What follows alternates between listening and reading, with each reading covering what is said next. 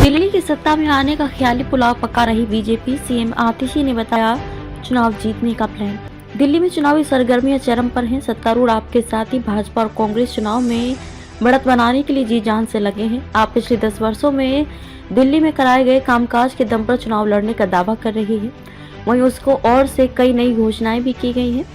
राष्ट्रीय राजधानी के इस चुनाव में चौथी बार सत्ता हासिल करने के लिए आपकी रणनीति क्या है, कहां चुनौतियां हैं और पार्टी इनसे कैसे पार पाएगी, इन्हीं विषयों पर मुख्यमंत्री आतिशी से विस्तृत बातचीत की। प्रस्तुत हैं बातचीत के कुछ प्रमुख अंश।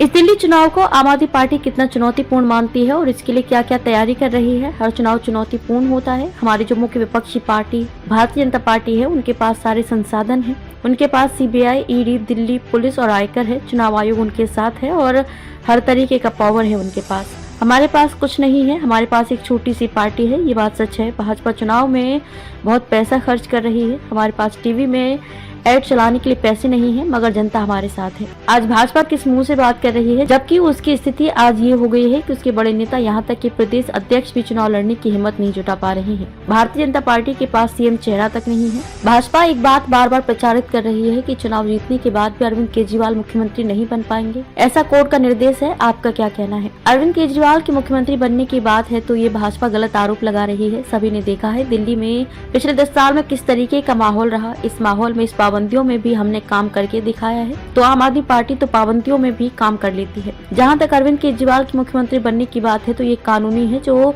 आदमी चुनाव लड़ सकता है वह मुख्यमंत्री भी बन सकता है। भारतीय जनता पार्टी गलत अफवाह फैला रही है। आपको ध्यान होगा अरविंद केजरीवाल जब जेल में थे तो उन्होंने मुख्यमंत्री पद से हटाने के लिए अदालत में कई याचिकाएं आई थी, लेकिन हाईकोर्ट ने साफ कहा कि ऐसा नहीं किया जा सकता है। आप दिल्ली की मुख्यमंत्री हैं। मुख्यमंत्री होने के दौरान आपने क्या क्या सीखा है? हंसते उन्होंने कहा कि हमने ये सीखा है कि जो फैसला मंत्रियों और मुख्यमंत्रियों द्वारा लिए जाते हैं, हमने ये देखा है कि मंत्री या एक मुख्यमंत्री के यहाँ जो फैसले लिए जाते हैं उनमें और जनता की जरूरत में काफी अंतर होता है। मेरा मानना है अगर मुख्यमंत्री या मंत्री जो फैसला लेते हैं, अगर वे जनता के बीच नहीं जाएंगे, अपनी योजनाओं को फीडबैक लेकर नहीं बनाएंगे, तो जनता से बात नहीं करेंगे, तो उन योजनाओं का जनता को वास्तविक लाभ नहीं मिल पाएगा।